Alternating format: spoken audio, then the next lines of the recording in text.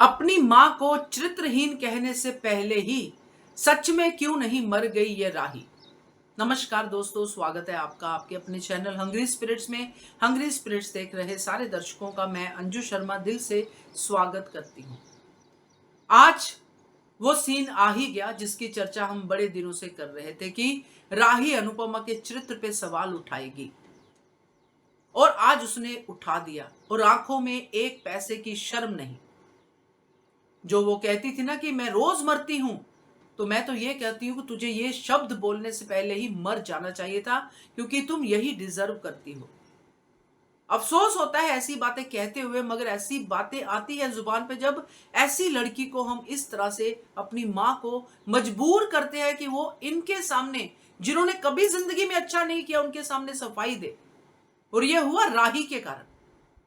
बात करते हैं इस सीन पे। पहले वही निवेदन, जिन्होंने अभी तक चैनल को सब्सक्राइब नहीं किया है कर लीजिए, साथ में दोस्तों बेल आइकॉन दबाइएगा ताकि आपको हमारे वीडियोस के नोटिफिकेशन मिलते रहे। मैं बड़ी हैरान हूं इस बात को लेके कि ये जो अनुपमा के सो कॉल्ड परिवार वाले हैं, जिनके सामने आज अनुपमा को बहुत ही ज्यादा खुल के बोलना पड़ा, जिनके सामने अनुपमा को यह कहना पड़ा कि ये पहली आखिरी बार मैं सफाई दे रही हूं, इसके बाद नहीं दूंगी, पहली और आखिरी बार जो भी था, तो यहां पे इनको ये बात सुनते भी शर्म नहीं है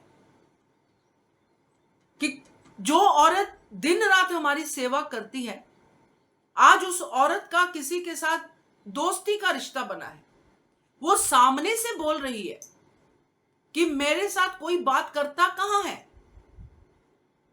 अगर अनुपमा यहां पे ये ऐड करते कि मेरे पास तो आपसे समस्याएं लेके आते हो कि चल अनुपमा अब ये वाली समस्या सॉल्व कर, चल अनुपमा अब ईशानी को ड्रग हो गए, एडिक्टेड होगी, इसकी ड्रग एडिक्ट ठीक कर, चल अनुपमा अब केंजल को जेल होगी, इसको ठीक कर।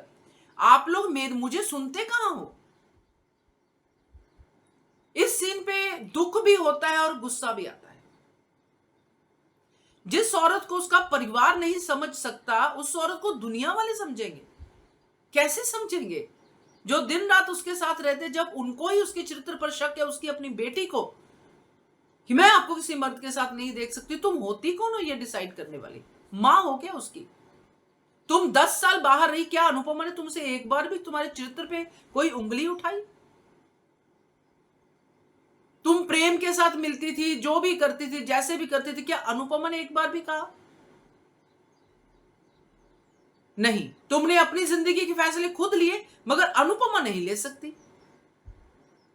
तुम रोज मरती हो, तुम 4 लोगों को क्या जवाब दो? तब कहां थे वो 4 लोग जब तुम ये सब कार्यक्रम कर रही थी, जब तुम घर से भागती थी, जब तुम अनुपमा अनुज के ऊपर जुल्म करती थी? तब कहां थे वो 4 लोग? तब वो 4 लोग नहीं थे, क्योंकि इनको उन 4 लोगों की बातें सुननी है जो अनुपमा के खिलाफ बोलते हैं। और किस हक से राही आज ये बातें कह रही थी? और अनुपमा की बातें सुन के भी अनुपमा को ऐसे लुक दे रहे थे कि इस औरत का कुछ नहीं हो सकता, मेरी मम्मी तो गॉन केस है। तो मम्मी के पास फिर क्यों आती है अपनी समस्याएं लेके? अपनी समस्याएं खुद सॉल्व करे। आपके ससुराल में कोई भी दिक्कत होती है, वहां का बच्चा अनुपमा के पास आता है। क्यों आता है भाई? क्यों उस औरत को सांस लेने की फुर्सत नहीं दी जाती है?